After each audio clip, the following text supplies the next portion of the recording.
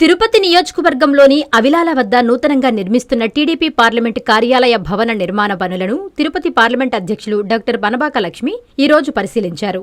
ఈ సందర్భంగా నిర్మాణ పనుల పురోగతి, నాణ్యత, మౌలిక వసతుల కల్పనపై సంబంధిత అధికారులు, ఇంజనీర్లతో సమీక్ష నిర్వహించి పనులను వేగవంతంగా పూర్తి చేయాలని ఆదేశించారు. ఈ సందర్భంగా డాక్టర్ పనబాక లక్ష్మి మాట్లాడుతూ పార్టీ బలోపేతంతో పాటు ప్రజలకు మరింత చేరువయ్యే లక్ష్యంతో ఆధునిక సౌకర్యాలతో తిరుపతి పార్లమెంటు టీడీపీ కార్యాలయాన్ని నిర్మిస్తున్నామని తెలిపారు. పార్టీ నాయకులు, కార్యకర్తలు, ప్రజలకు ఒకే వేదికపై సేవలు అందించే కేంద్రంగా ఈ కార్యాలయం నిలవనుందని పేర్కొన్నారు.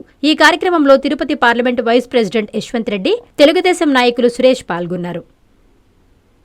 ప్రపంచ స్థాయి రోబోటిక్ సర్జరీలు మన నెల్లూరు నారాయణలో 26 సంవత్సరాల సంస్థాగత అనుభవం, సాంకేతిక ఆధారిత వైద్య సేవలు, ప్రామాణికత, నాణ్యత మరియు నిబద్ధత, అధునాతన 3D high definition visualisation, surgeon పూర్తి నియంత్రణలో పనిచేసే multi articulated robotic arms, millimetre స్థాయి ఖచ్చితత్వం, మెరుగైన ఎర్గోనామిక్స్ మరియు స్థిరత్వం.